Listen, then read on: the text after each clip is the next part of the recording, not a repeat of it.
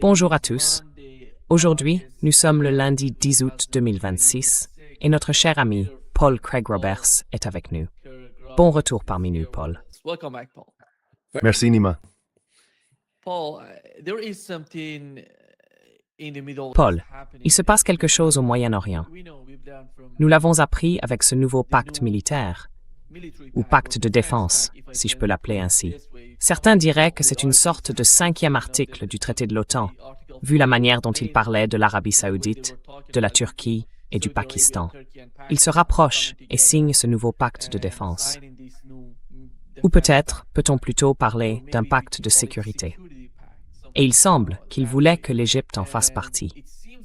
Récemment, vous savez, les informations disent qu'ils ont fourni à l'Égypte de fausses informations, de faux renseignements, pour voir quelle serait la réaction d'Al-Sisi. Mais ils ont estimé qu'ils partageaient ces informations avec les États-Unis. Ils en sont donc arrivés à penser que pour le moment, ils n'avaient pas besoin que l'Égypte fasse partie de cet accord. Quelle est votre lecture, Paul? En små sorte, deux conceptions qui vivent max mille fois strange. Sort of concepts when it comes to the military pact. One of them, it says it's all about Iran. L'un d'eux dit que tout tourne autour de l'Iran, du Yémen et de l'opposition à l'Iran au Yémen et à ce qu'on pourrait appeler les actes de résistance iraniens en Iran, si on peut le formuler ainsi. Et l'autre dit, l'autre vision, que c'est contre Israël et ce qu'Israël essaie de faire en Asie occidentale. C'est quelque chose de nouveau, Paul. Nous n'avons jamais vu ça auparavant. Cette guerre a commencé entre l'Iran et les États-Unis. L'Arabie saoudite était tellement confiante, tellement à l'aise avec la situation dans laquelle elle se trouvait avant le début de cette guerre, avec les bases américaines dans son pays, et pas seulement dans son pays, mais aussi dans d'autres pays. Ils pensaient donc qu'ils auraient leur zone tampon ou que leurs questions de sécurité seraient prises en charge par les bases américaines présentes dans leur pays. Aujourd'hui, on voit ce nouveau mouvement de la part de 3 grands pays musulmans, à mon avis. Ils sont importants, ils le sont tous. Comment comprenez-vous cela? What is your understanding of that? Eh bien, je serais plus à l'aise pour dire ce que cela signifie s'ils avaient inclus l'Iran. Tous ces pays sont visés par le Grand Israël. Il faut se rappeler que 2 ministres du gouvernement israélien, à partir de l'année dernière, en 2025, ont redéfini le territoire du Grand Israël, qui allait à l'origine du Nil à l'Euphrate. Et ils ont dit non, désormais, il va du Nil jusqu'au Pakistan. Je n'ai jamais su si cela voulait dire que le Pakistan était inclus, ou si cela s'arrêtait simplement là. Mais nous savons que l'Arabie saoudite est incluse dans le Grand Israël, et nous savons d'après ce que l'ancien Premier ministre israélien a déclaré lors de la réunion annuelle des organisations juives américaines en février, qu'il a dit « La Turquie est le prochain Iran ». Donc nous savons que les Israéliens, les sionistes, ont la Turquie dans leur ligne de mire. Et nous savons qu'ils ont aussi l'Arabie saoudite dans leur ligne de mire. Je ne suis pas sûr pour le Pakistan.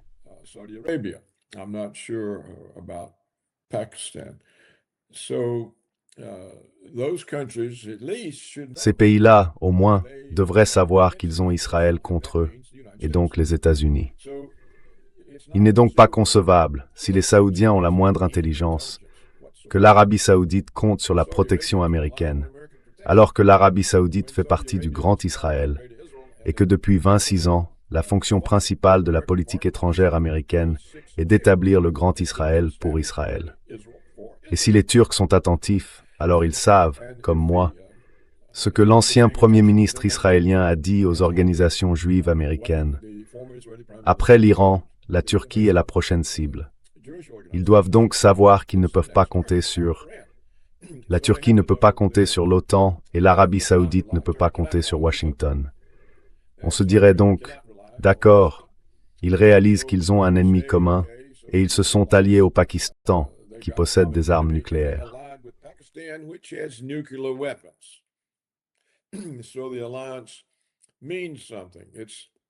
Donc cette alliance a une signification. Ce n'est pas une alliance dans laquelle les Israéliens et les Américains peuvent les menacer avec des armes nucléaires sans être menacés en retour. C'est une façon de voir les choses. D'un autre côté, Nima, compte tenu de la nature de la corruption politique, il est tout à fait possible que tout cela ait été organisé par les États-Unis contre l'Iran, le Yémen et le Liban. Il est tout à fait possible que les Américains soient intervenus et aient organisé cela pour isoler les forces de résistance, c'est-à-dire les Iraniens, les Yéménites et le Hezbollah. Je ne sais pas quelle est la réponse, mais il y a deux possibilités. La première, c'est qu'une partie du monde musulman se réveille. Et si vous regardez bien cette combinaison, seuls les Saoudiens sont arabes.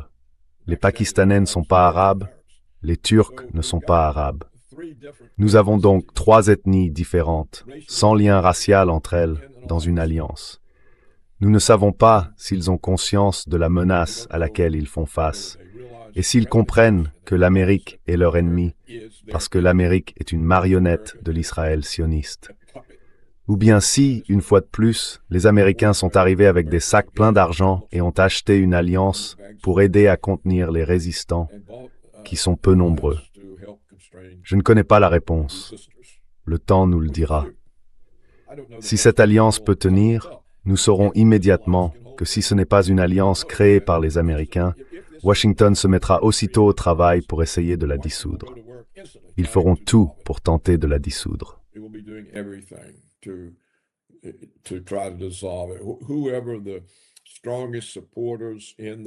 Quels que soient dans ces pays les plus fervents soutiens de cette alliance, les Américains les prendront pour cible, essaieront de les décourager, peut-être de les assassiner. Les Israéliens les assassineront.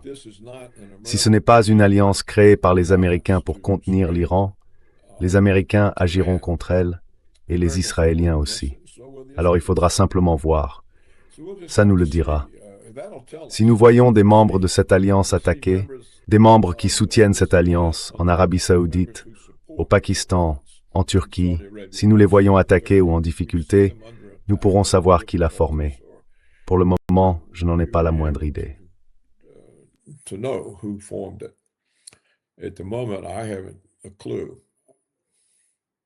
Oui, je pense que la façon de comprendre cela, c'est de voir comment ils réagissent aux attaques yéménites contre l'Arabie saoudite. Il y avait déjà eu cette alliance entre l'Arabie saoudite et le Pakistan. Ils n'ont pas dit un seul mot au sujet des attaques yéménites contre l'Arabie saoudite. Ils ne les ont pas dénoncées. Et là, le jour même où ils ont signé l'accord, dans la nuit, nous avons de nouveau vu des attaques yéménites contre l'Arabie saoudite, et ils n'ont rien mentionné. Il n'y a eu aucune réaction de la part de la Turquie et du Pakistan. L'autre point, Paul, c'est le Yémen. La manière dont le Yémen a réagi à cela m'a intéressé. Ils ont dit à la Turquie, « Vous pensez que si Israël vous attaque, l'Arabie saoudite va vous aider. Ce sera nous, le Yémen, qui vous aiderons. Ce ne sera pas l'Arabie saoudite. » Ce qui, soit dit en passant, est un argument valable, à mon avis.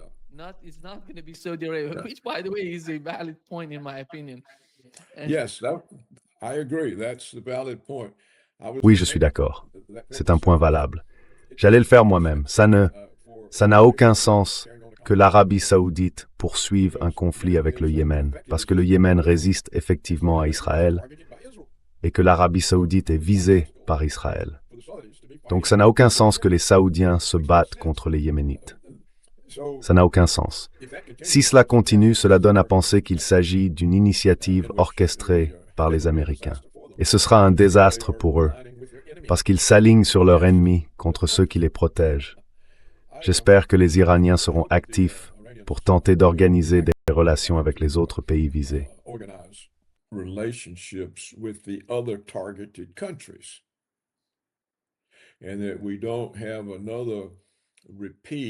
Et que nous n'assistions pas à une nouvelle répétition avec des pays musulmans éliminés les uns après les autres.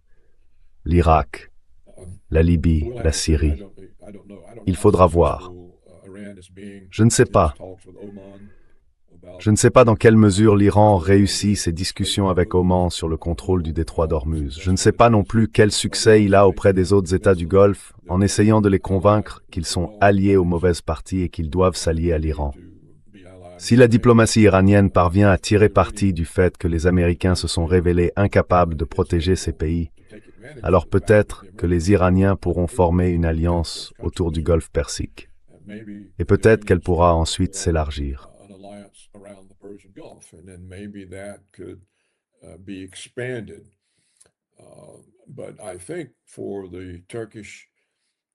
Mais je pense que pour que l'alliance entre la Turquie, le Pakistan et l'Arabie saoudite réussisse, ou qu'elle signifie un véritable changement, il faut que l'Iran en soit membre. Et je pense qu'une alliance complète, réunissant 4 grands États musulmans disposant de ressources, mettrait un coup d'arrêt majeur à l'agenda sioniste du Grand Israël. Parce que jusqu'où pourrait-il aller avec ça? Le Liban serait la seule cible des Israéliens. Ils ne peuvent pas cibler la Turquie, l'Arabie saoudite, le Pakistan et l'Iran s'ils sont alliés.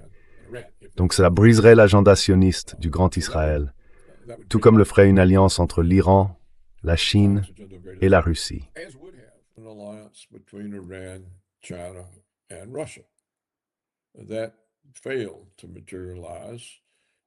Cela ne s'est pas concrétisé parce que les 3 dirigeants n'ont pas été capables de comprendre la situation. Alors je ne sais pas dans quelle mesure les Turcs, les Saoudiens et les Pakistanais comprennent la situation réelle, ou s'ils pensent que le danger, c'est le Yémen et l'Iran. En fait, je ne me souviens plus quels pays sont sunnites et lesquels sont chiites, et cela joue peut-être un rôle. Vous savez, on en a déjà parlé.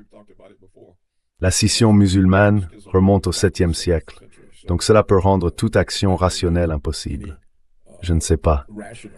Peut-être que vous savez quel pays est quoi, et s'il...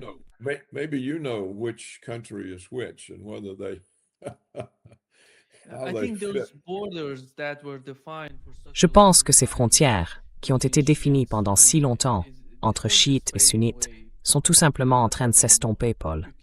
Elles ne sont plus là. On les distingue à peine. Par exemple, la Turquie n'est pas si sunnite que ça dans ses positions, ni chiite dans ses positions. Elle est essentiellement musulmane. Je parle de l'opinion publique en Turquie. Je ne parle pas des dirigeants. Nous connaissons la réaction des dirigeants.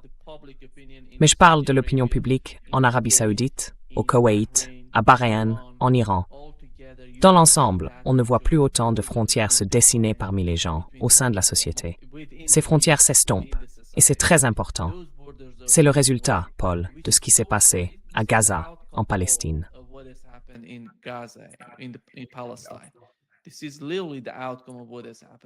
C'est littéralement le résultat de ce qui s'est passé là-bas. Et le point que vous avez évoqué, Paul, sur le fait que l'Iran fasse partie de tout cela, a été mentionné. L'un des journalistes turcs a demandé au ministre turc des Affaires étrangères quelles seraient les conditions concernant l'Iran. Il a répondu que lorsque l'Iran aura réglé ses propres problèmes dans la région et qu'il contribuera à des politiques régionales constructives en entrant dans un cadre collectif, alors son rôle sera nécessaire. Et nous le disons toujours, Paul, les liens entre l'Iran et la Turquie sont énormes, et beaucoup de gens ne le comprennent pas.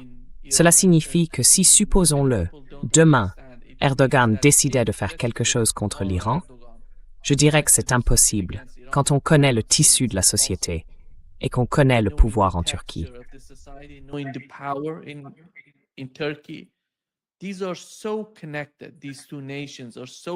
Ces 2 pays sont tellement liés. Ils sont tellement liés, même avec le Pakistan. Et on voit des liens immenses, d'immenses liens culturels entre les 2 nations. Il ne s'agit pas d'une question chiite-sunnite. À mon avis, ça n'existe plus là-bas. Mais concernant la politique de Trump, Paul, il a 2 options en ce moment. Nous avons appris récemment, ces 4 derniers jours, cette dernière semaine, que le général King a déclaré qu'il lui fallait une sorte de porte de sortie. On a vu les reportages sur CNN, sur Reuters. Il parle de munitions, de tous ces chiffres techniques sur l'armée.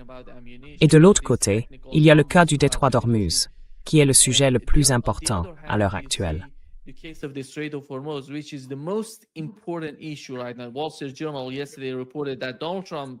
Le Wall Street Journal a rapporté hier que Donald Trump, s'il parvient à rouvrir complètement le détroit d'Ormuz, va déclarer victoire et quitter la région. C'est ce qui était évoqué hier dans cet article. Mais cela ne va pas se produire. Le problème, vous voyez, c'est que l'Iran finalise les discussions avec Oman et qu'il mette en place un nouveau mécanisme. Ils définissent de nouvelles routes. Les anciennes routes n'existent tout simplement plus. Ils sont en train de les redéfinir. Leurs équipes techniques se parlent. Mais Donald Trump et les États-Unis ne font pas partie de ces discussions. Rien. Ils ne savent pas ce qui se passe. Peut-être que les Omanais informent les États-Unis. Nous ne le savons pas.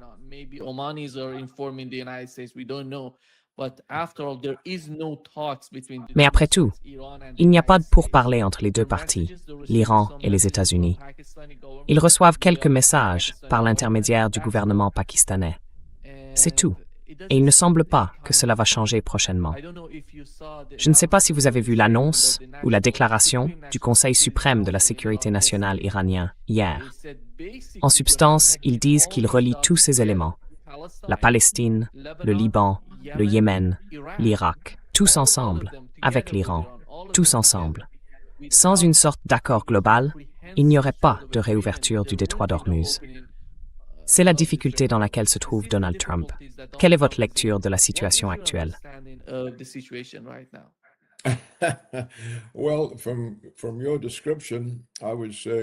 Eh bien, d'après votre description, je dirais qu'il y a enfin une prise de conscience au Moyen-Orient.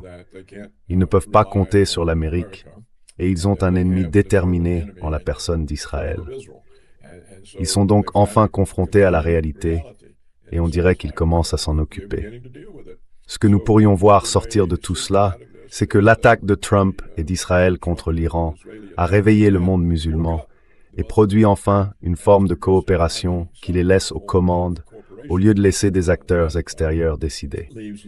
Donc si j'étais Trump, je crois que je dirais simplement que je présenterais mes excuses à l'Iran et que je dirais « J'ai été trompé, nous avons commis une erreur et pour ce qui concerne les États-Unis, tout cela est terminé. »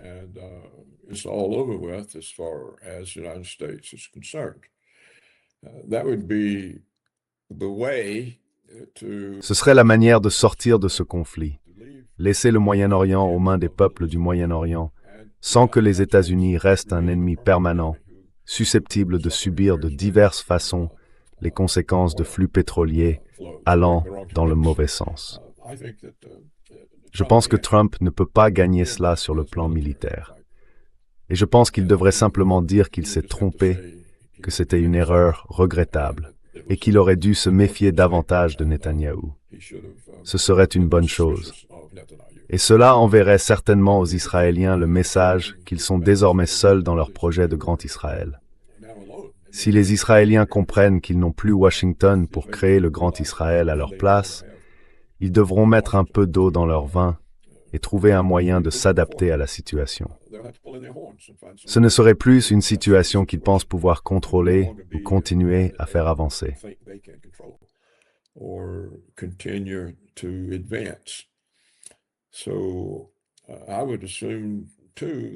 Donc, je suppose aussi qu'avec ce rapprochement au Moyen-Orient, ils pourraient vouloir reconstruire la Syrie.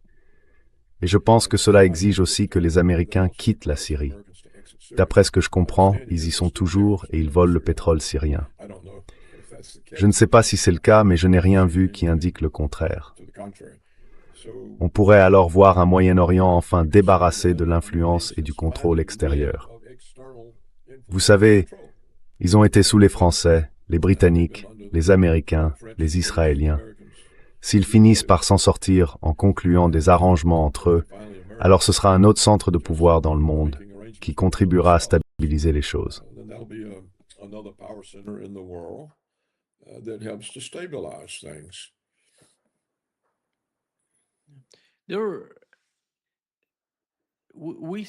On voit que Donald Trump.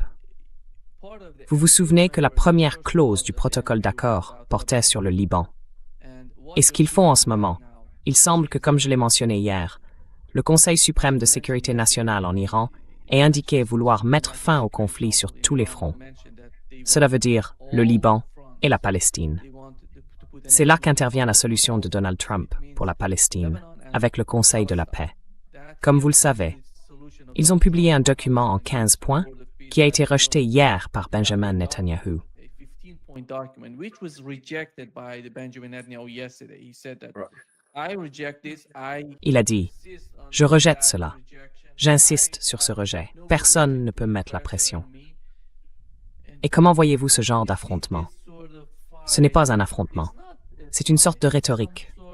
Les deux camps essayent, vous savez, de se convaincre mutuellement que la voie à suivre serait davantage. Vous savez, Donald Trump essaie de dire que ce plan en 15 points va fonctionner. Et Benjamin Netanyahu insiste sur le fait qu'il ne l'acceptera pas. En quoi cela va-t-il l'aider? Voyez-vous le moment où Donald Trump dira non à Benjamin Netanyahu et finira enfin par agir?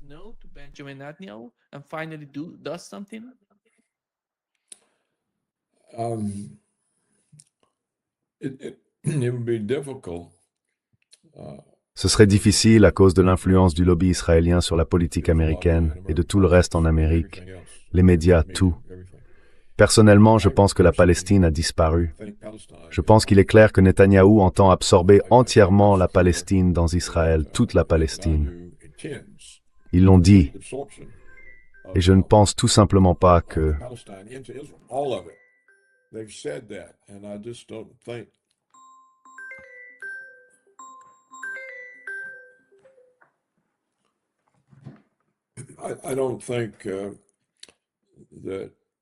Je ne pense pas que Trump pourra inverser ça. Je pense que la Palestine a disparu. Il est trop tard pour sauver la Palestine. Il n'en reste presque plus rien. Elle n'est pas occupée. Vous savez, la Cisjordanie existe à peine encore, et les colons sont actifs dans ce qu'il en reste. Et les Israéliens, si j'ai bien compris, occupent maintenant 70% de Gaza, et vous dites que ce sera bientôt 100%. Donc je pense que la Palestine a disparu. Je ne pense pas que le pays puisse renaître des décombres et être recréé. Je pense que les Israéliens ont réussi à voler la Palestine. Et je pense que c'est ce que Netanyahou fait comprendre à Trump. Maintenant, c'est à nous. Oubliez ça. Alors, que pourrait faire Trump? Je ne sais pas vraiment.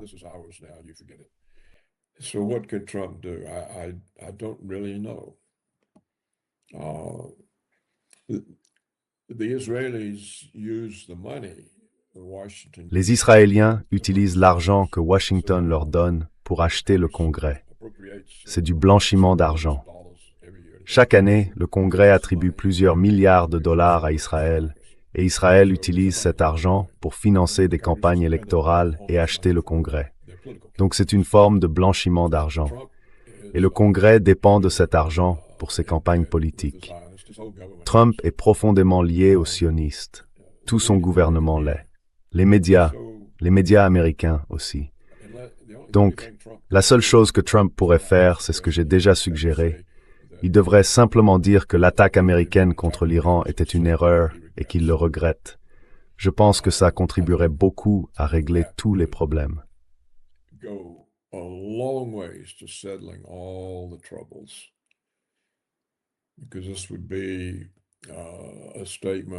Parce que ce serait une déclaration de non-ingérence des États-Unis au Moyen-Orient. Et ce serait une véritable contrainte pour Netanyahou. Il devrait alors s'en accommoder. Je pense que si Trump entrait en conflit avec Israël à propos de la Palestine, ce serait beaucoup moins efficace. Il devrait simplement annoncer un retrait et présenter des excuses. Et je pense que ça ferait comprendre aux Israéliens qu'ils ont perdu leur marionnette américaine et que, par conséquent, ils vont devoir faire certaines concessions. Ensuite, tout le projet du Grand Israël doit être abandonné. Je ne pense pas qu'ils rendront la Palestine. Je ne pense pas que la Palestine puisse renaître.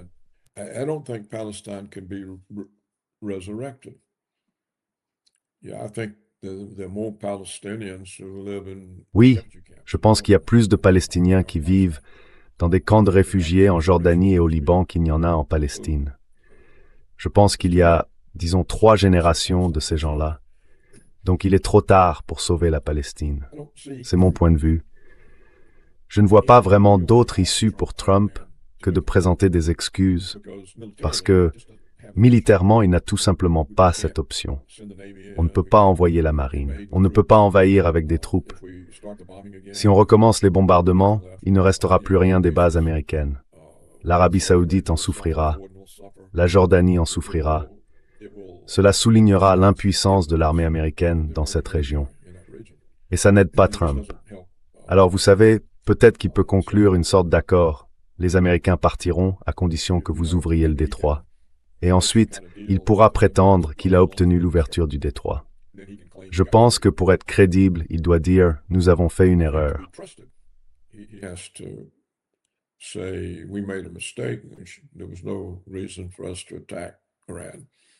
Il n'y avait aucune raison pour que nous attaquions l'Iran. Et ça change tout. À partir de là, nous deviendrions un pays indépendant et ils devraient régler leurs propres problèmes entre eux. Cela désarmerait certainement Israël. Israël devrait alors se confronter au caractère irréaliste du Grand Israël. Un véritable dirigeant ferait ça. La question est donc de savoir si Trump est un véritable dirigeant. Parce que c'est une situation qui serait meilleure pour tout le monde, y compris pour les Israéliens. Car l'idée du Grand Israël est absurde dès le départ. Ce n'est qu'une source de violence permanente. Et elle se heurte à une résistance qui, même avec l'aide américaine, ne cède pas et ne s'effondre pas. Vous savez, on ne voit pas les Yéménites céder. On ne voit pas l'Iran céder. Je ne pense pas que le Hezbollah ait cédé. Il y a donc une véritable résistance. De la contourner.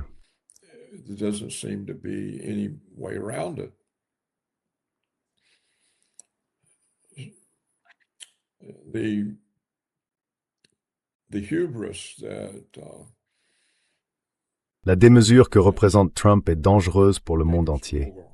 Et elle est dangereuse pour l'Amérique. Prendre du recul par rapport à cela constituerait une énorme amélioration pour la sécurité mondiale et pour la réduction de l'agression. Je pense que si Trump fait ce genre d'annonce, en disant que l'attaque contre l'Iran était une erreur, il ne tardera pas à dire la même chose à propos de la Russie, que c'était une erreur de notre part, d'essayer de déstabiliser la Russie par une guerre utilisant l'Ukraine comme intermédiaire. Et on pourrait mettre un terme à toutes ces folies. Il y a beaucoup de problèmes dans le monde qui jouent contre tout le monde. Rien que les restrictions énergétiques imposées à l'Europe étranglent l'industrie européenne, étranglent l'emploi et le niveau de confort.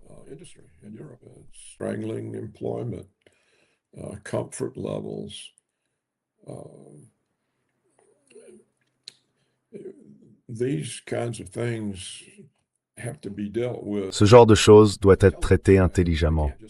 On ne peut pas simplement les couvrir de rodomontades. Cette époque où l'on exhibe des flottes et où l'on lance des paroles dures, ça doit s'arrêter. Ça ne mène nulle part de vivable, ni de positif, d'aucune manière. Et il n'y a aucune excuse à tolérer la violence israélienne. Aucune. Il faut donc y mettre un terme. Et tant que Netanyahou pensera « Nous avons les Américains », ils ne peuvent pas nous échapper. Nous avons très soigneusement verrouillé toutes les institutions américaines et ils ne sont même pas un pays souverain. Tant qu'il pensera cela, Israël ne connaîtra aucune contrainte.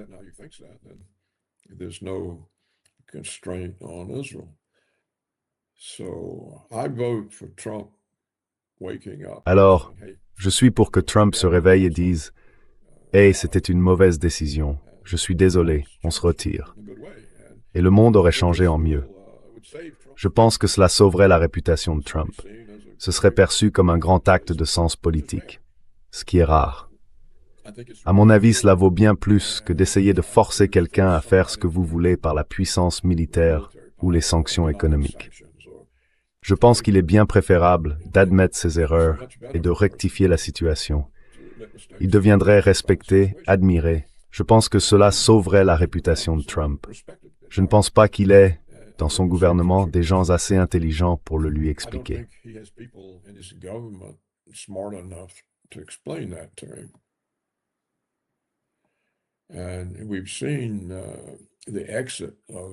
Et on a vu le départ de gens comme Tulsi Gabbard et Bondi, des gens qui avaient un peu de bon sens.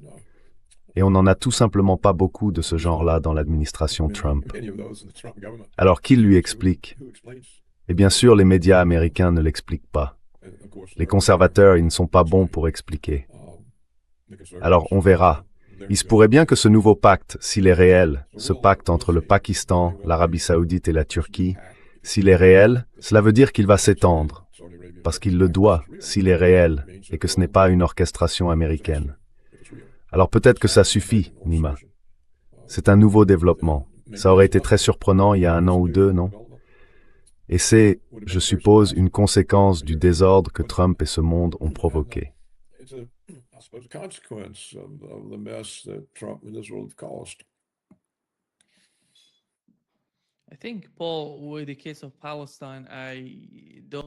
Je pense, Paul, que sur la question de la Palestine, je ne suis pas d'accord avec vous. Je pense que la question palestinienne devient plus critique à mesure que le temps passe, et avec le nouveau changement de pouvoir en Asie occidentale. Parce qu'Israël ne peut pas continuer comme ça. À un moment donné, ils doivent comprendre, ils ne peuvent pas continuer comme ça. Et les États-Unis sont arrivés aux limites de leur puissance en Asie occidentale. Sous l'administration Trump, ils ont tout fait pour Israël, à mon avis. C'est le maximum qu'Israël puisse obtenir des États-Unis. Personne d'autre ne peut leur apporter de nouveaux niveaux de soutien. C'est Donald Trump. Mais la question palestinienne devient davantage une question mondiale, Paul. C'est le problème d'Israël.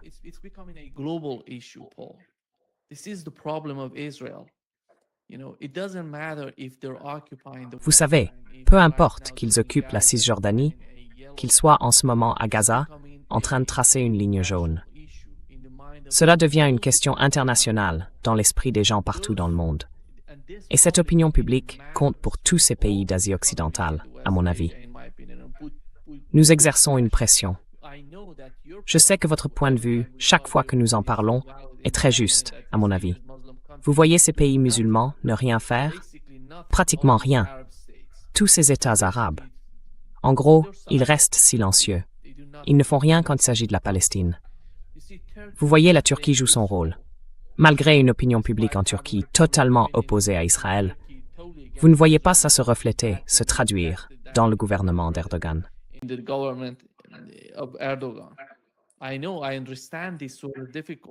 Je sais, je comprends ce genre de difficultés, mais enfin, c'est trop, Paul. C'est trop pour Israël aujourd'hui, en 2026, d'occuper Gaza, d'occuper toute la Cisjordanie et de s'emparer de toute la Palestine. Je pense que cela n'arrivera jamais, à mon avis. C'est impossible. Israël fonce dans un mur, et ce mur est en béton armé. C'est le problème auquel ils sont confrontés. Il ne s'agit pas de la puissance militaire, ni de la manière dont ils occupent. Ils sont contraints de tout détruire. Le problème, c'est que plus personne n'acceptera cela. Même les pays que vous avez mentionnés, ces États arabes, le comprennent. D'une certaine manière, ils commencent à comprendre que, même si vous gardez le silence, cela n'a pas d'importance. Au bout du compte, vous ne pouvez pas l'accepter. Les accords d'Abraham, c'est terminé à mon avis. Cela ne se reproduira plus.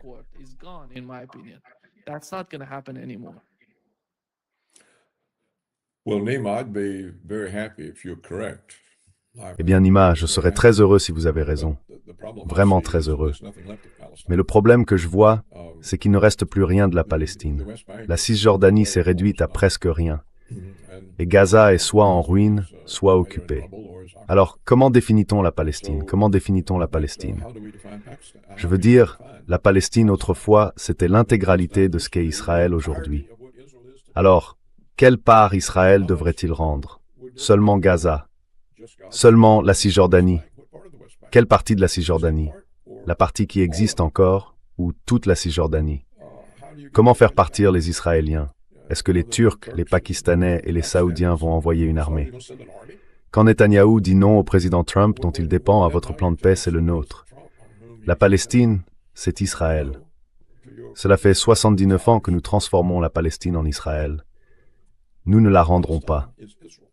Donc, c'est pas comme s'il restait encore une énorme la Palestine qui soit toujours la Palestine.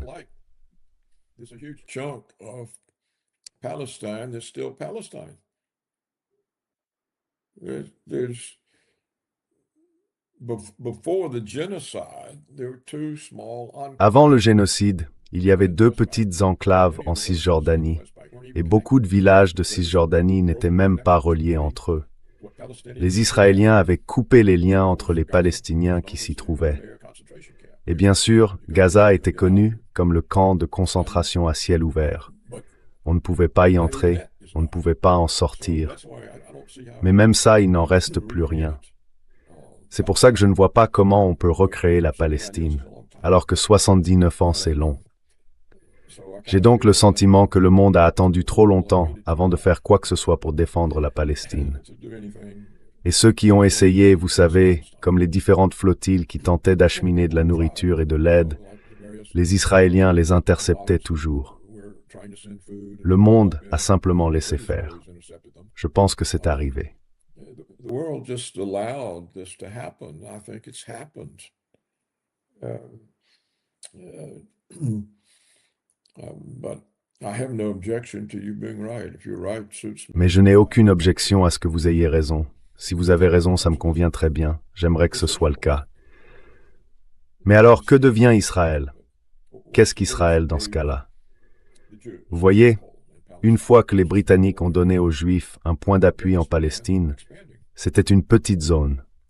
Ils ont commencé à s'étendre, et ça a pris 79 ans, ce qu'ils essayent maintenant de faire au Liban. Donc c'est une autre question. Comment les changements au Moyen-Orient dont nous parlons vont-ils arrêter les empiètements israéliens dans le sud du Liban? Les Iraniens vont-ils mettre leurs forces au service du Hezbollah? Les Turcs, les Saoudiens et les Pakistanais vont-ils menacer Israël s'ils ne se retirent pas? Je veux dire, comment ça va-t-il se passer? Qu'est-ce qui va arrêter ça?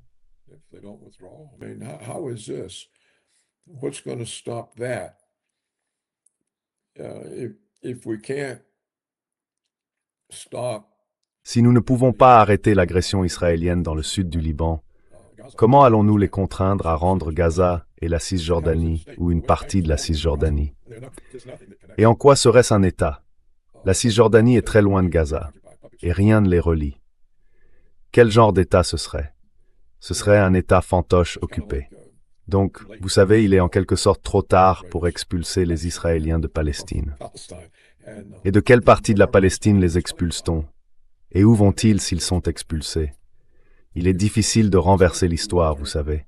Comment les Anglais auraient-ils pu expulser les Normands de France, eux qui ont conquis le pays? Comment auraient-ils pu les expulser? Je ne pense pas que ce soit... Mais une position ferme contre nous serait une bonne chose. Ce serait une bonne chose. Je pense que tout cela est la faute des Britanniques. I think all of this is the fault of the British. And they were paid. Et ils étaient payés. C'était simplement de la corruption, de l'argent. So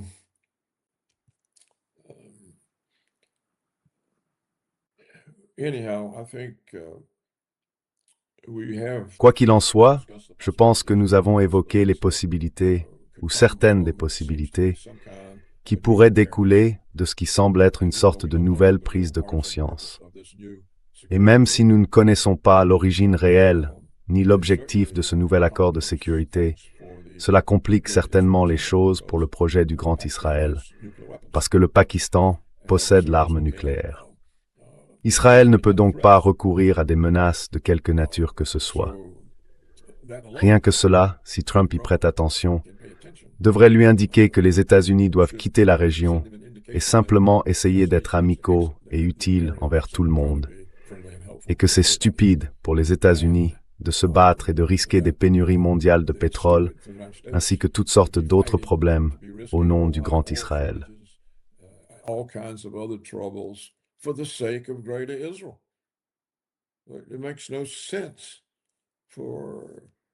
Cela n'a aucun sens que les États-Unis s'imposent de tels coups, à eux-mêmes comme aux autres, y compris à leurs alliés européens.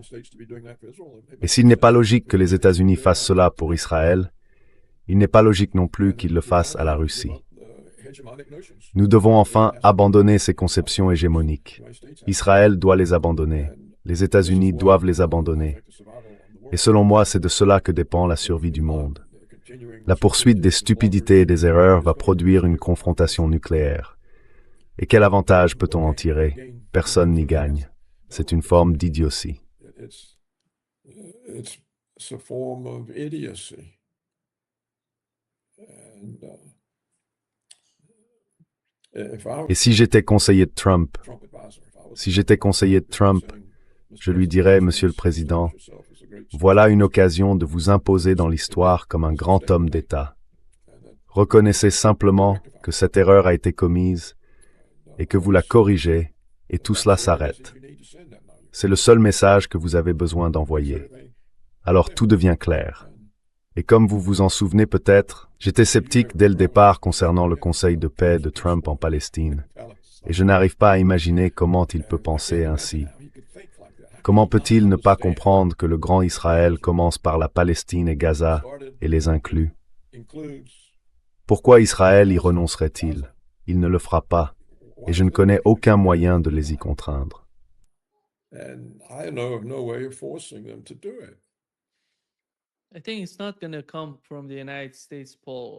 Je pense que pour le moment, ça ne viendra pas des États-Unis, Paul.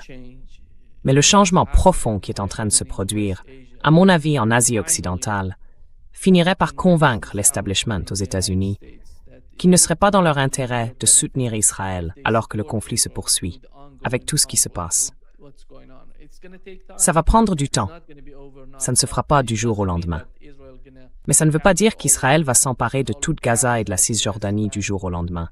Ça ne se produira pas du jour au lendemain. En même temps, on voit les changements qui sont en cours. C'est important, Paul. Si je mentionne cela, c'est à cause de la position iranienne. Ils ne vont pas changer leur position sur la Palestine. Et le seul espoir que j'ai vient de l'Iran, du Yémen, de la résistance irakienne et du Liban également.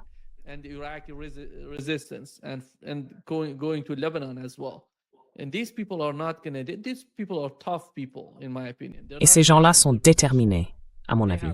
Ils ne vont pas changer de position. Ils l'ont montré, et jusqu'à présent, ils ont résisté aux attaques israélo-américaines. Et ils exercent une pression. Imaginez simplement que l'Arabie saoudite assouplisse sa position, change d'avis, ou peut-être discute avec la Turquie et le Pakistan. Vous savez quel est l'élément clé du pacte militaire? Il a été signé à la Mecque. Il n'a pas été signé à Riyad. C'est le message adressé à tous les musulmans. Ce n'est pas quelque chose qui vise les musulmans. C'est quelque chose qui vise autre chose. Cette autre chose, c'est Israël. Ce n'est pas...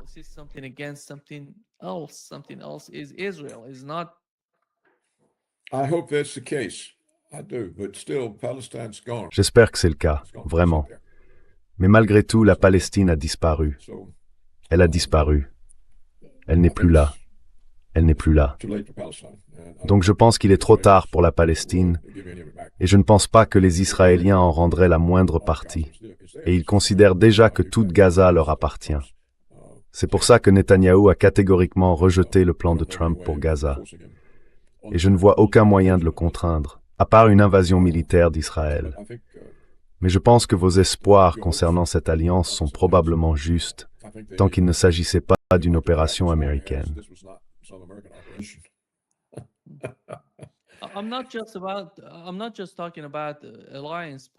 Je ne parle pas seulement de l'alliance elle-même, Paul. Je parle de l'ensemble de la situation en Asie occidentale et des changements qui s'y produisent. À mon avis, cela veut dire que le rôle des États-Unis s'efface peu à peu. Parce que lorsque vous n'avez plus de rôle physique, une présence en quelque sorte en Asie occidentale, cela signifie que vous vous effacez aussi physiquement dans votre soutien à Israël. Et ça, c'est énorme. C'est énorme, Paul. Oui.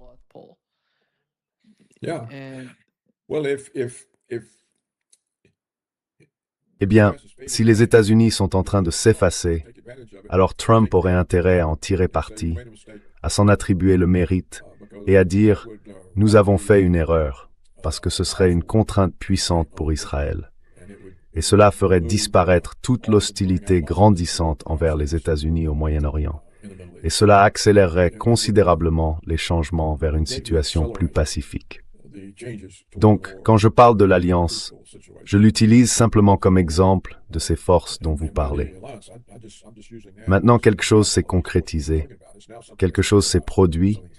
J'espère simplement que ce n'est pas une opération américaine, mais c'est le genre de choses que font les États-Unis.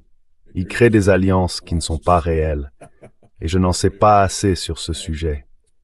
Je préfère de loin l'explication selon laquelle c'est réel, selon laquelle les gens ont enfin décidé qu'ils devaient faire quelque chose face à la situation et cesser d'être à la merci de Washington.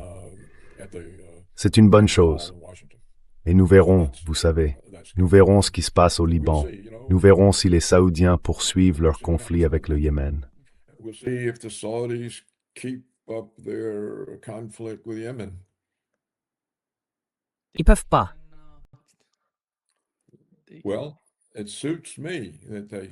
Eh bien, ça me convient qu'ils ne puissent pas le faire et qu'ils ne le fassent pas.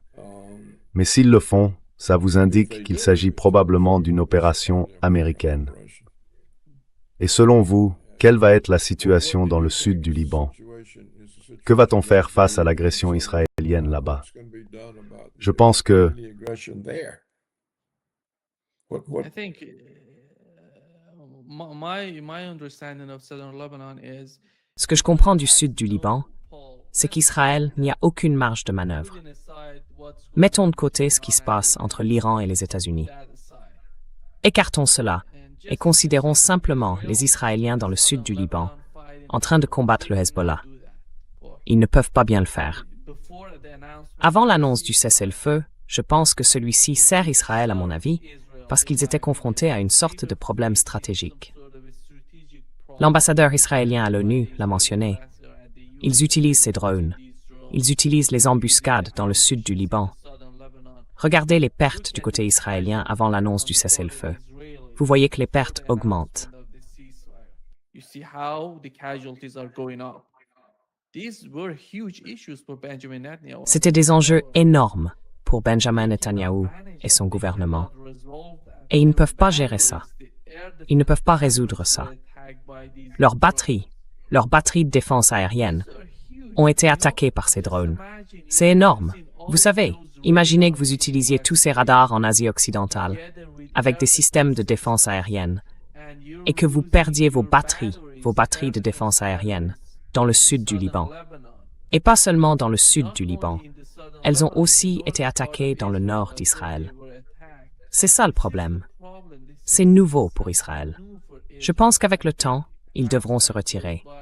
Il n'y a pas d'autre solution entre Israël et le Liban. Ils doivent se retirer totalement du Liban. They have to withdraw totally from Lebanon. Well, Nima, we know. Eh bien, Nima, nous savons que les Israéliens procèdent à un nettoyage ethnique. Dans le sud du Liban, ils chassent les habitants des villages. C'est ainsi qu'ils ont procédé en Palestine. Eh bien, c'est ce qui se passe aujourd'hui. Je reconnais que par le passé, Israël a eu du mal à affronter le Hezbollah. Et lors de 2 tentatives précédentes, les Israéliens ont dû se retirer. Ils n'arrivaient tout simplement pas à faire face aux capacités militaires du Hezbollah. Mais ils sont de retour et continuent de commettre des agressions, ils continuent d'attaquer. Le cessez-le-feu n'est pas en vigueur et ils attaquent des civils. They are attacking civilians. They attack villages, the residential housing. Ils attaquent des villages, des logements, ils détruisent tout, comme à Gaza, puis ils chassent les gens. Donc ça continue, c'est ce que je comprends. Ça continue, ça ne s'est pas arrêté. Et si ça continue, alors clairement, ils essaient de faire au Liban ce qu'ils ont réussi à faire en Palestine. Encore une fois, Israël aujourd'hui, c'est ce qui était la Palestine. C'est ça, Israël. Il a volé un pays, et maintenant il essaie de voler le Liban. Et ils l'ont dit encore et encore. C'est ce que nous faisons. Et oh, laissez-moi vous poser une question essentielle. Je comprends votre point de vue. Oh, let me ask you a critical question. I get your point. If you said that Israel Si vous dites qu'Israël fait la même chose qu'à Gaza et en Cisjordanie, qu'ils détruisent tout dans le sud du Liban, s'ils retirent Israël du sud du Liban, est-ce que ce sera pour vous le signe que l'occupation ne veut pas dire que vous possédez la terre? L'occupation veut dire que vous détruisez les choses pour l'occuper, mais ça ne veut pas dire que vous l'avez. Est-ce que ce sera un signe pour vous? Is that going to be a sign for you? No, because it depends on how long you've had it. Non, parce que ça dépend depuis combien de temps vous l'avez, et eux ne l'ont pas encore. Ils essayent seulement d'obtenir le sud du Liban, comme ils ont obtenu la Palestine. Mais ça dure depuis 79 ans, et ils en ont la plus grande partie depuis longtemps. Donc dans le sud du Liban, vous pouvez l'arrêter, vous pourriez l'arrêter maintenant. Et ce que je demande, c'est quels sont ces nouveaux développements dans le monde arabe dont nous parlons depuis une heure? Que signifie-t-il pour la capacité d'Israël à poursuivre ses attaques contre les civils dans le sud du Liban, à détruire leurs villages, leurs logements et à chasser la population du territoire? C'est ce que j'ai lu qu'il se passe. Donc quand ils les chassent, ils occupent ce territoire, puis finalement, les colons arrivent et commencent à construire Israël.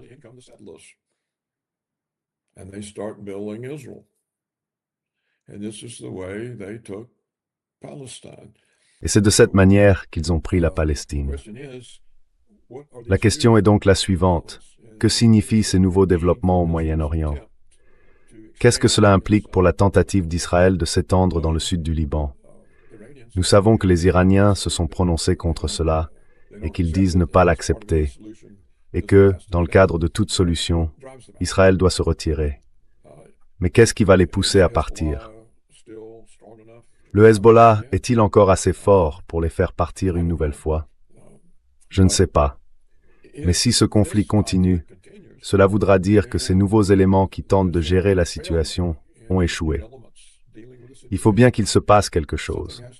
Si vous ne pouvez pas arrêter Israël dans le sud du Liban, vous n'allez certainement pas reprendre la Palestine, ni retirer à Israël du territoire en Palestine. Vous savez, les éléments les plus extrêmes du gouvernement Netanyahou réclament déjà que toute Gaza soit intégrée à Israël.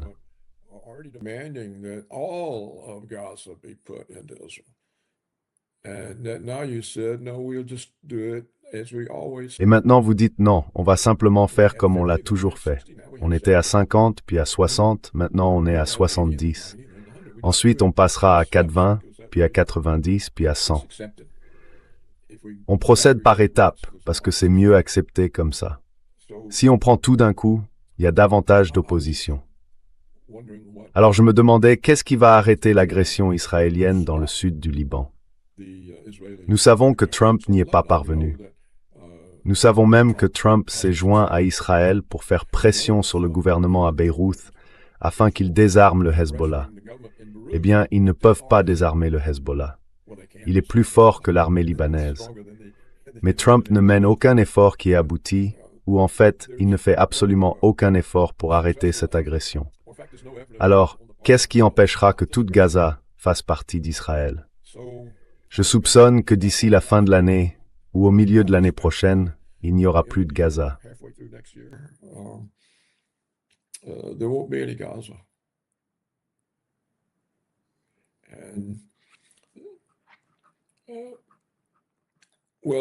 Eh bien, nous verrons comment les choses se passent. Je suis sûr que nous aurons beaucoup de sujets à discuter. Oui, exactement. Nous avons un désaccord important sur la Palestine, que je vois totalement différemment de vous. Mais à mon avis, il est important d'avoir ces discussions.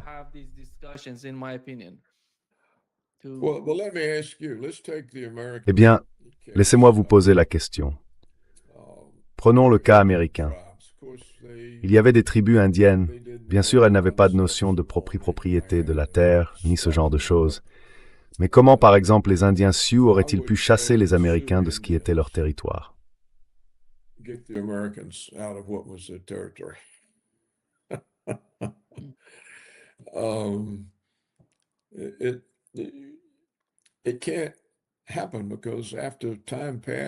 Cela ne peut pas arriver parce qu'avec le temps qui passe, le territoire n'est plus palestinien. Et quand un pays cesse d'exister, comment le reconstituer? Quand l'Empire romain s'est finalement effondré, il n'y avait aucun moyen de le reconstituer. Quand les choses cessent d'exister, elles cessent d'exister. Et c'est le seul point que je fais valoir. Je n'en suis pas heureux. Je comprends tout à fait votre point de vue. C'est pour ça qu'on en parle. Et c'est pour ça que nous ne sommes pas d'accord. Mais nous comprenons la position de l'autre. Oui, eh bien, on verra. On verra ce qui se passe. C'est un changement. Alors espérons simplement que cela évolue de manière positive. Et je ne m'attends pas à ce que Trump soit un homme d'État et fasse ce que j'ai dit, mais ce serait certainement une très bonne chose.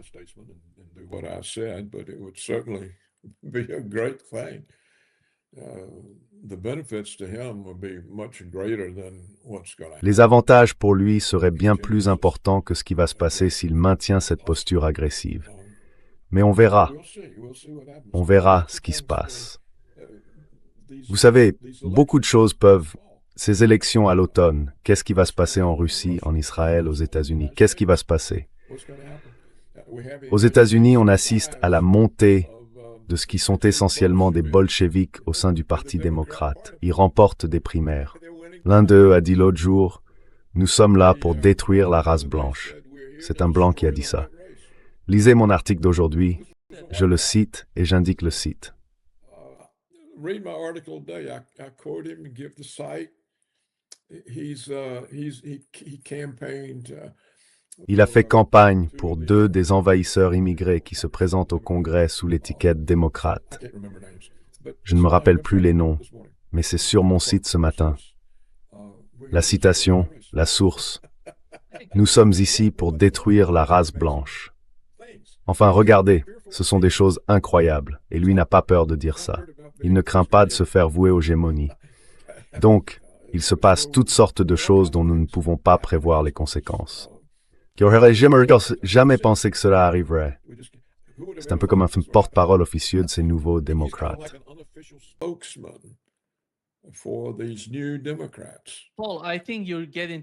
Paul, je pense que tu te laisses piéger par, tu sais, une sorte d'idéologie trumpiste. Parce qu'en ce moment, ils disent que le communisme revient, que ces gens détestent les Juifs, qui font ceci, et ce n'est pas... Enfin si, ils le font. Well, they are. They are actually running. Ils font réellement campagne sur ce genre de discours. Écoutez, nous avons à la mairie de New York un immigré socialiste et envahisseur. À Minneapolis, la capitale du Minnesota, nous avons désormais l'appel musulman à la prière diffusé par haut-parleur public 6 fois par jour, y compris à 3h30 du matin. Nous avons toutes sortes de communautés musulmanes aux États-Unis qui réclament la charia.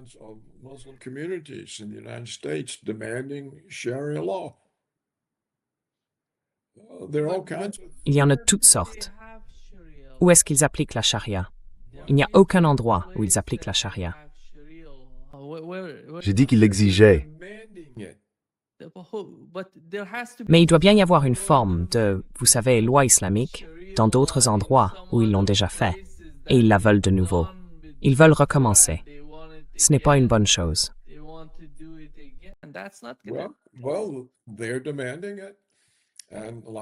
Eh bien, ils l'exigent. Et comme je le dis, c'est désormais officiel à Minneapolis. L'appel islamique à la prière est diffusé par haut-parleur public 6 fois par jour. Donc toutes sortes de choses se produisent. On ne peut pas en prévoir les conséquences. Personne ne se serait attendu à des choses comme ça. Personne. Vous voulez que je cite? Eh bien, vous savez les propos de ce type qui dit « Nous sommes ici pour détruire la race blanche ». Certains sont tellement pleins de...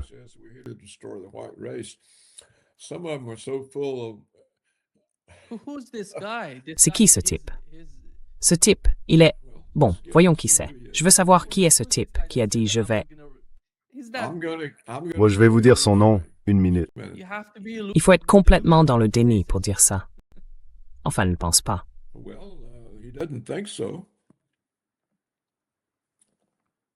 Je vais vous donner son nom si ce fichu truc veut bien s'ouvrir. Oh, allez, c'est quoi ça?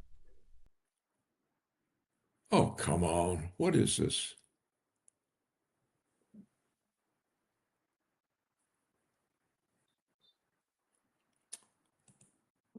Beslánavum to votre site internet. Matin. Ce matin, quel est le titre de ça? Eh bien, c'est juste l'article principal. D'accord. J'ai entendu dire qu'il avait enfin ouvert. Maintenant, je vais vous donner son nom. Oui.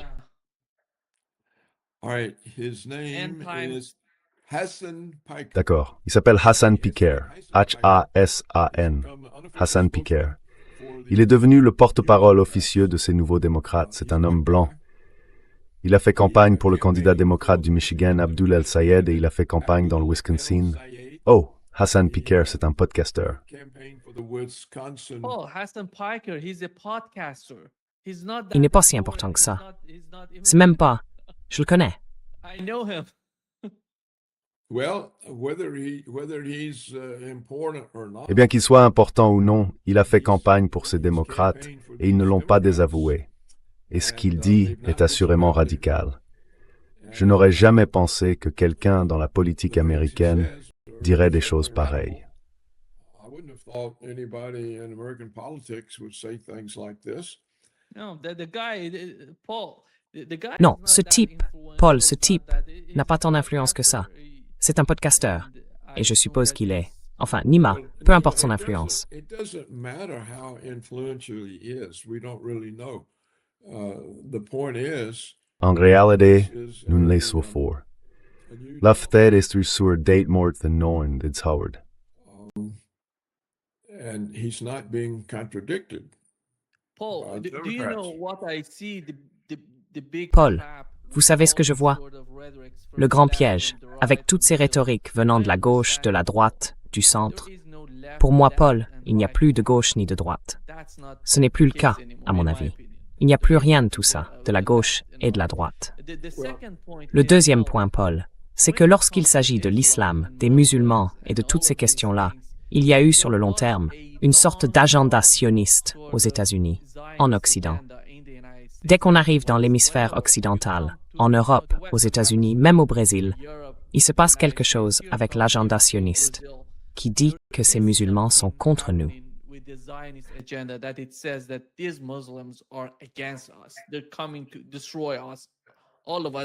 Ils viennent pour nous détruire, tous ensemble. En suscitant ce genre de haine, ils poursuivent leur propre agenda, Paul. C'est très important. Je pense qu'il faut comprendre qu'on ne doit pas être aveugle face à ce genre de déclaration. Piker n'est personne, à mon avis, Paul, dans le système politique des États-Unis. Qui se soucie de ce que je dis, de ce que dit Piker? Il s'agit du système politique. Et pour moi, ça n'a aucun sens, ce type-là. On n'a pas entendu ça de la part de ce Mamdani dont vous avez parlé, à New York. Il n'a pas dit ça. Sa politique, ce n'est pas « regardez New York et les réformes qu'il mène là-bas ». Je pense qu'elles sont importantes. Well, but Mais vous voyez, les choses se radicalisent. C'est pour ça que je vous le dis. Parce que quand vous montez les musulmans contre, Nima, this is nothing. Cela n'a rien à voir avec le fait d'être contre les musulmans. Ce dont je parle, c'est du sang neuf au sein du Parti démocrate. Ce sont des gens qui n'y étaient pas auparavant. Ce sont des gauchistes radicaux. Certains se réclament du marxisme, du communisme. Ils sont radicaux. Ils sont contre l'ordre établi. Et de plus en plus, ils expriment publiquement leur hostilité envers l'ordre existant. Et ce sont les démocrates, les nouveaux démocrates qui tiennent ces discours radicaux, qui remportent les primaires. Ce sont donc eux que les républicains affronteront lors de l'élection générale. Competing against in the general election. So I'm simply saying that here is Je dis simplement qu'il y a là un autre changement, peut-être comparable, par son ampleur, à l'alliance au Moyen-Orient entre le Pakistan, l'Arabie saoudite et la Turquie dont nous parlons depuis ce matin. Et nous ne pouvons pas prévoir toutes les conséquences. Elles surgissent. Il est assez difficile de comprendre d'où viennent ces gens et d'où leur vient cette détermination.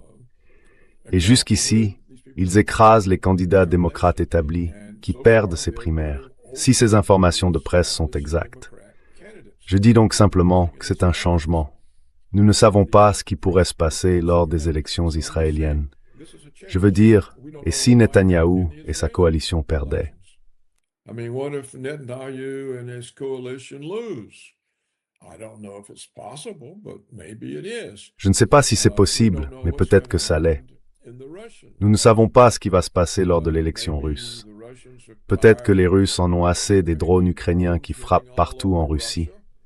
Et peut-être qu'ils mettront un autre parti que celui de Poutine. et donc il restera président, mais un autre parti contrôlera le Parlement. Nous ne savons pas. Cela pourrait radicaliser la Russie dans un sens plus agressif. Je dis simplement que, de la même manière que nous avons peut-être été surpris par l'apparition de cette nouvelle alliance, de ce que nous considérons comme une nouvelle alliance au Moyen-Orient, nous pourrions être surpris par d'autres événements. Et nous ne pouvons pas prévoir comment tout cela va se dérouler. Nous ne le pouvons tout simplement pas. Nous ne pouvons pas le dire.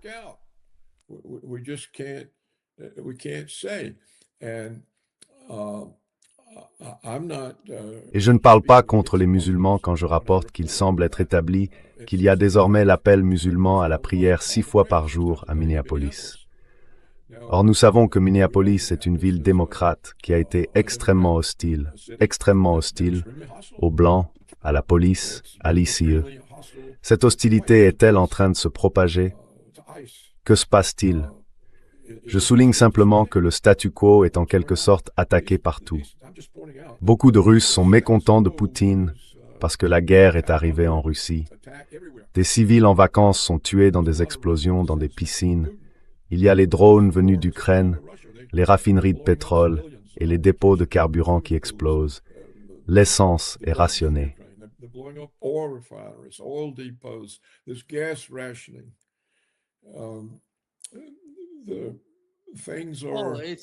Le problème, c'est qu'une partie de ce qu'ils disent concerne la Russie. Mais aux États-Unis, vous savez, j'ai une compréhension totalement différente de l'ICE, comme vous l'avez mentionné. Mais passons là-dessus. Pour la Russie, hier, j'ai parlé avec Stas. Vous savez Stanislav Kropivnik, vous lui avez parlé.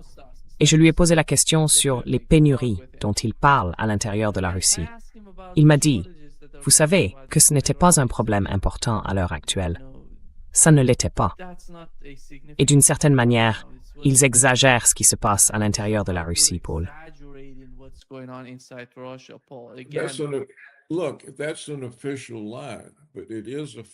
Écoutez, c'est un mensonge officiel. Mais c'est un fait que beaucoup de civils russes ont été tués, loin à l'intérieur de la Russie, par des drones. Et c'est un fait qu'il y a un rationnement de l'essence. C'est un fait que la Russie n'exporte plus de gazole. Ils essayent d'en acheter à l'étranger. Donc c'est un fait que ces drones, qui ne sont pas utilisés contre les forces russes dans le Donbass, sont utilisés contre la mer Russie, loin à l'intérieur du pays. Et ça prouve par une radicalisation. La stratégie est la suivante.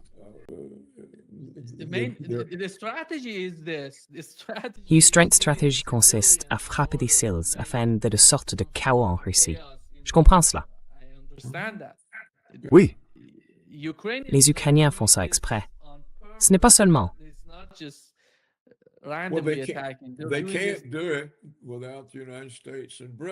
ils ne peuvent pas le faire sans que les États-Unis et la Grande-Bretagne leur fournissent les informations sur les cibles et les missiles. Ils doivent obtenir les missiles. Ils sont fabriqués en Allemagne. C'est donc une attaque des États-Unis et de l'OTAN contre la Russie, en utilisant l'Ukraine comme mandataire. Et certains Russes en ont assez de ça. Ils veulent une réponse plus décisive de la part de Poutine. Ces derniers temps, il s'est montré plus agressif en attaquant des dépôts militaires ukrainiens et d'autres cibles, le port d'Odessa. Mais ce n'est toujours pas le genre de guerre qui mettrait fin à la guerre.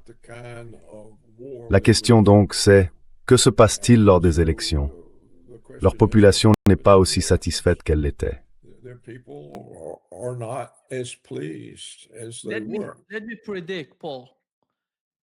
Laissez-moi faire une prédiction, Paul. Il ne se passerait rien. À mon avis, Poutine l'emporterait. Poutine gagne les élections et son parti, ses proches vont gagner aussi. Et rien ne changerait à l'intérieur de la Russie. Il y a des gens qui contestent. Je les connais, ces gens-là, vous savez.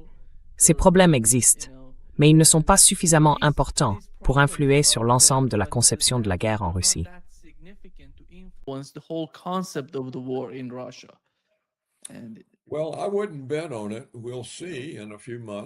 Eh bien, je ne parierai pas là-dessus. On verra dans quelques mois. Je pense que les gens sont troublés par le fait qu'ils soient la cible d'attaque. Et je ne sais pas quoi penser du succès de ces nouveaux démocrates radicalisés. Il se peut simplement qu'ils battent les candidats de leur parti lors des primaires, mais qu'ils soient balayés aux élections générales. Il se peut que, lorsque des démocrates extrêmes se présentent, tout le monde vote républicain. Je ne sais pas, mais je dis simplement que, où que l'on regarde, le statu quo est attaqué. Et aux États-Unis, il est très clairement attaqué. Et nous ne savons pas ce qui va arriver aux républicains cet automne, lors des élections.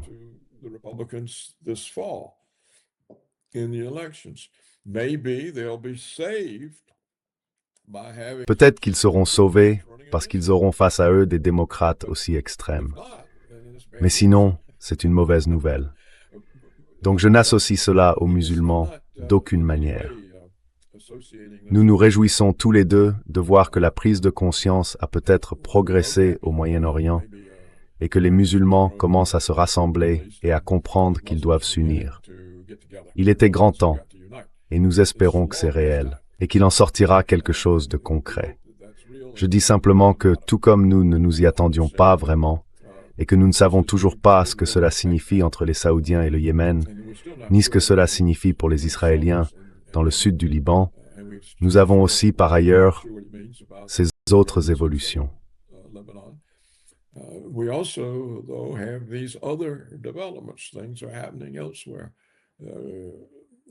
Des choses se passent ailleurs. Des choses étranges se passent aux États-Unis. Et nous avons des Russes déçus qui découvrent qu'ils sont eux-mêmes susceptibles d'être attaqués. Vous savez, c'est Poutine qui a dit il y a des années, la Russie ne fera plus jamais la guerre sur son propre territoire. Eh bien, elle fait la guerre sur son territoire. Il y aura des conséquences.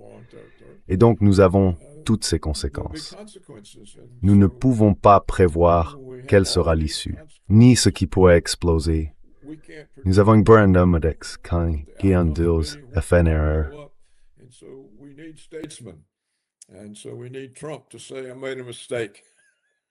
Oui, bien sûr, ça n'arriverait jamais, Paul. Calmons au moins cette partie du monde, c'est impossible. S'il disait j'ai fait une erreur, ce serait la fin de Donald Trump tel qu'il est. Mais il ressusciterait en tant que dirigeant mondial, en homme d'État. Il ne le reconnaît pas, Paul. Ce type ne le reconnaît pas. J'ai dit que je comprends que ce soit peu probable, mais nous avons parlé du fait qu'il n'a même pas de conseiller pour lui en suggérer l'idée. Pourtant, c'est le genre de choses qui serait vraiment positive. Ça calmerait les choses. Ça ferait de lui un grand homme. Il deviendrait un grand homme. Et cela enverrait certainement le message nécessaire à Netanyahou. Alors qui sait? Vous savez, parfois les gens se dépassent.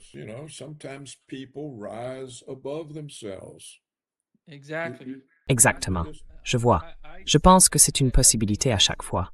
Oui, vous avez raison. Vous avez raison là-dessus.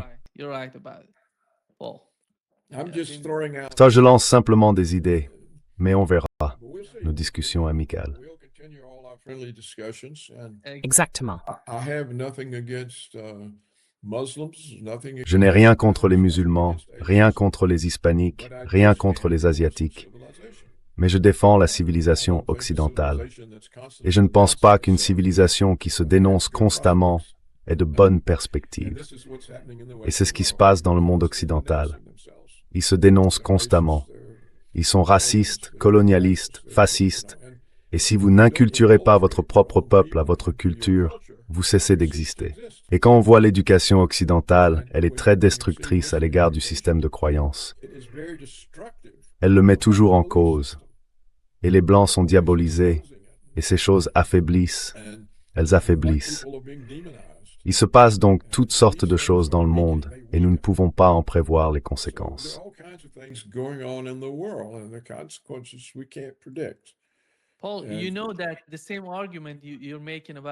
Paul, vous savez que le même argument que vous avancez à propos des Blancs, les personnes de couleur peuvent aussi l'avancer pour elles-mêmes.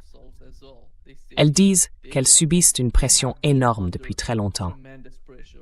C'est la même chose, Paul, dont je parle. Il y a une sorte de tentative pour détruire toutes ces cultures. Ils connaissent ces cultures. Ils savent à quel point elles sont anciennes. Mais la mondialisation, à mon avis, Paul, consiste à détruire toutes ces traditions, ces valeurs, et à mélanger les peuples. Mais des gens sans histoire, ça ne signifie pas grand-chose, parce qu'il faut avoir l'histoire derrière soi. C'est vrai.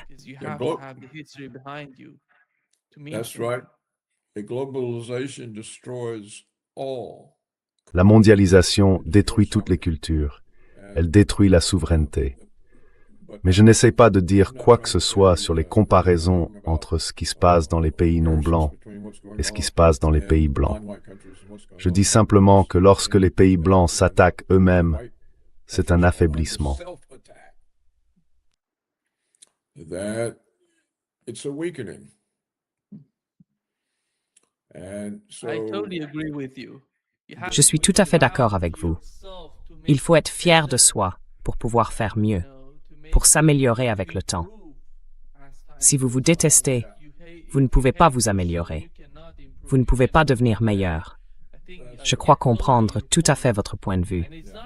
Et ce n'est pas quelque chose qui arrive seulement aux Blancs.